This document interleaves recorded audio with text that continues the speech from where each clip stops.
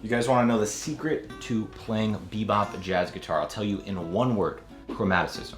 I'll tell you in 3 words, targeting notes chromatically. In this lesson, I'm going to show you a couple of really practical exercises to bring more bebop style to your guitar playing, specifically in improvising. And this is something that I learned from Pasquale Grasso, great bebop jazz guitarist, and it's something that Charlie Parker uses in pretty much every solo. We'll look into some specific examples, how we can use it, how we can move it around. There's some very specific details that you're gonna wanna stick around for to make sure you do this in the correct way. So starting off, when we take any sort of scale, let's take D Dorian as if we're playing over D minor 7. So we play our D Dorian scale ascending. Sometimes you'll see recommendations for playing that in thirds as an exercise.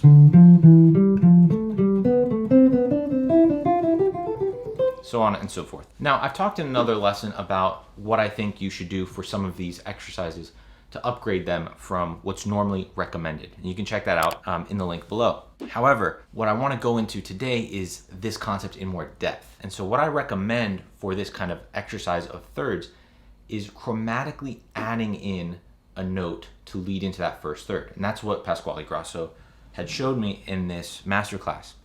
And so that would sound like this. We take a first third, but we start a half step below. And then our next third would be E to G. And so we start a half step below that, E. Then we have F to A, we start a half step below that, so on and so forth. You would get this.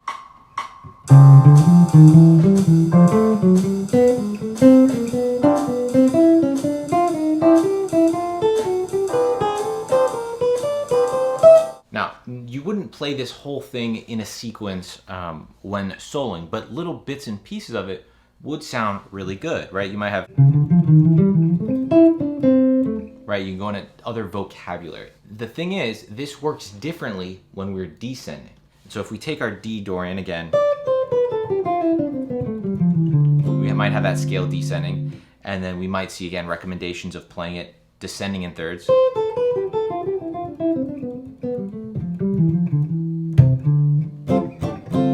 But it doesn't really sound like jazz when we do it in those kind of strict thirds. There's definitely some examples of players doing it. Miles Davis does it, ascending and descending occasionally, but it's not what defines jazz language or bebop language. It's really borrowing more from a classical style. So let's look at what we do on the descending side. And this is coming from Charlie Parker on Donna Lee. We'll get into a specific lick in a minute, but this is how he approaches descending in thirds when you want to play chromatically in this jazz style. So the problem we run into is if we want to add a note chromatically before, when descending, we get a doubled note.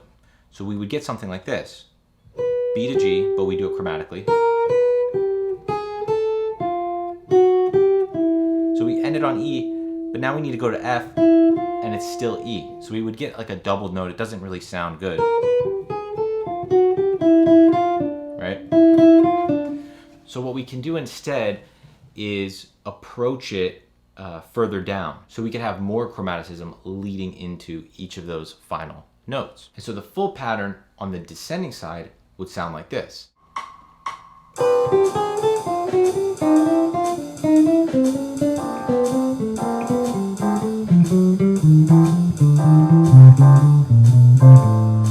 Now, all this can seem very esoteric, so I want to give you a very specific common bebop style lick, 2-5-1 lick, that you can use, and this is coming from Charlie Parker's solo on Donna Lee, and it actually uses both of these ascending third and descending third bebop style that we've been talking about. This is what the lick sounds like.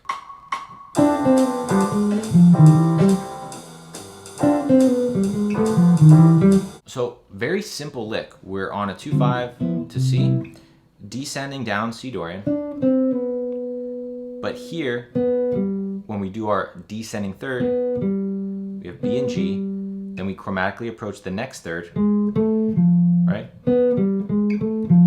And then we're going to do an ascending third chromatically approach, which is E to G. So the thirds here, just so you can focus on those, B to G, A to F, we do those descending, and then ascending E to G. But we just add the chromaticism.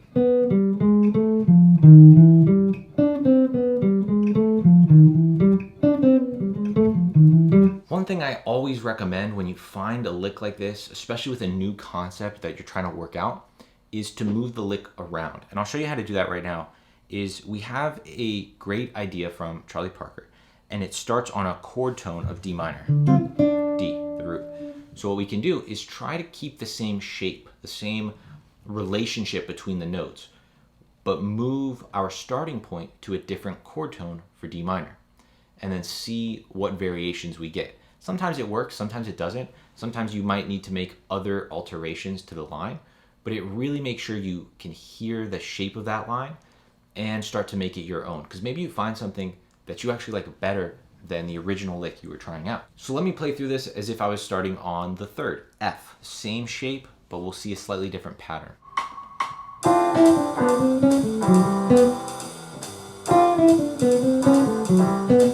that one's kind of cool. We have this sharp 11 over the G7, and then we end on the major 7th for C. What about if we started on the 5th?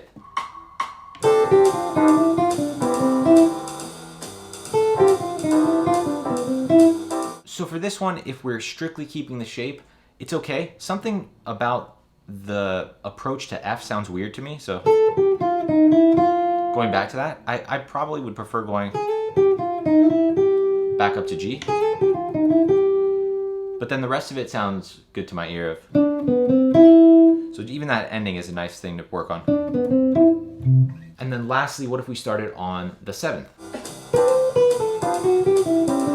Okay, so this last one does not work, right? You can hear that the ending, keeping the exact same shape with the D and F over C major, not really a great sound. However, if we just wanted to play this over D minor, D Dorian, then this might be a cool approach. If we're thinking about it like the 7th of that, let's hear what that would sound like. If we're not resolving a C, but we just play it over D minor.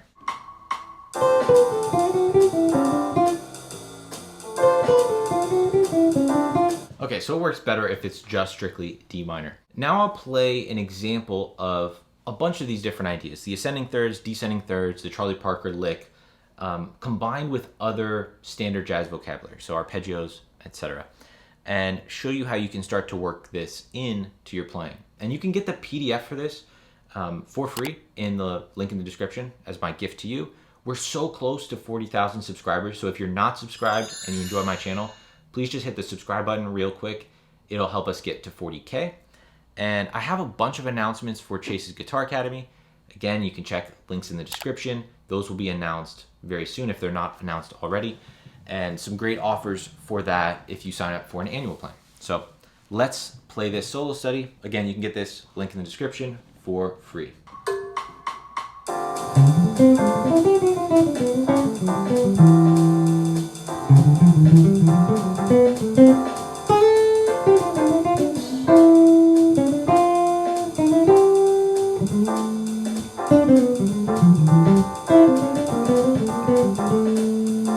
Alright, that is it for the lesson. Hit the subscribe button, check out Chase's Guitar Academy, download the PDF for free, get on my mailing list, all of those cool things. And I'll see you guys in the next video.